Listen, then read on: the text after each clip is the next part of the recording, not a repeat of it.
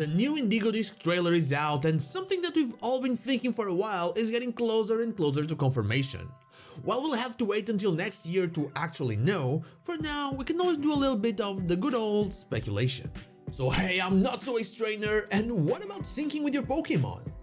Let's get into it.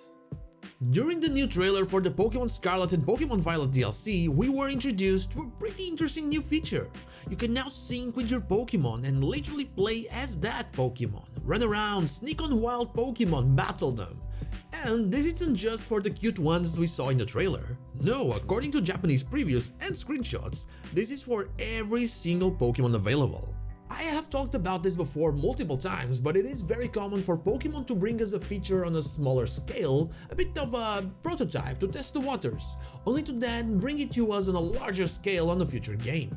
The replacement of a gem slowly evolved into us being able to use key Pokemon as a way to get through obstacles. The soaring mechanic from auras turned into gliding and now into flying, and the wild area's open worldness became a true open world. And we'll likely see this syncing thing doing the same. In the official website, they already tell you this is a prototype, so they are already implying that your work there will help in the development of this thing. Your work with Sinclair will help into making this thing a more fleshed out feature in the future. And I'm assuming that that means that you might be able to do it in another place, not the terrarium. And so there were two things that came to me when I saw it. And well, one of them will be for the future, for a future video, but the other made me think UNOVA. And why is that? Well, there ain't many instances of us entering the mind of a Pokemon, but in UNOVA we entered their dreams. The Dream World was just a website, a browser-based thing that we accessed and then did our thing, and I don't really see that happening right now, not a browser-based thing. We'll likely have access to it through our consoles, the Nintendo Switch or whatever console we have at the time.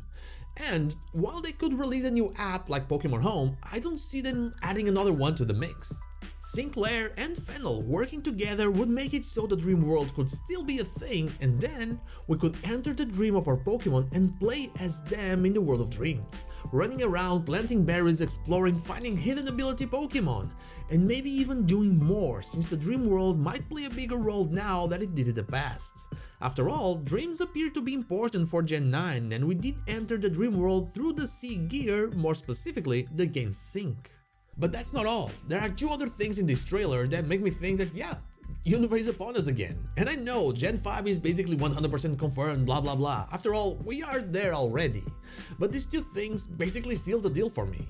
First, we have this Chargestone cave looking thing. It is absolutely based on the place we visited in the UNOVA region, where we caught this evolution line, and the assets are already being made. I would be surprised if there are more places like this around.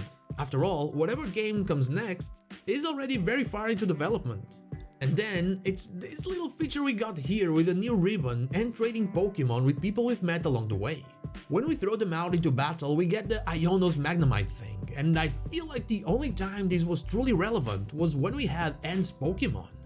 Back in the day, you could catch N's Pokemon through the memory link, another very Gen 9 concept, by syncing your Gen 5 sequels with the Gen 5 originals. And they would have a special entrance in battle when they showed up and everything, while also having N's ID number. Except for N's Zorua, you could catch that one through the main story. With this new ribbon being introduced, having them could make sure that when they enter the battle we know that we're sending out N's Darmanitan or N's Temple, making it another very interesting Gen 5 elusive thing. As I said, it is still too early to be sure, at least sure, but all the arrows are pointing towards that, and I believe there will be more waiting for us when the DLC hits in just a few days. And that is all I have for you today, new features that made me think that yeah, UNOVA is coming. But what about you? Are there any things in this trailer that remind you of UNOVA that are not the ones that I talked about? Let me know in the comments down below. And now, like the video if you like it, dislike if you don't, and don't forget to subscribe to the channel for more Pokemon content, and also ring the bell so you know when the next video is out. You can follow me on social media and Twitch as in the Wednesday to Friday, all the links are in the description. Thank you so much for watching, and I'll see you all on the next one.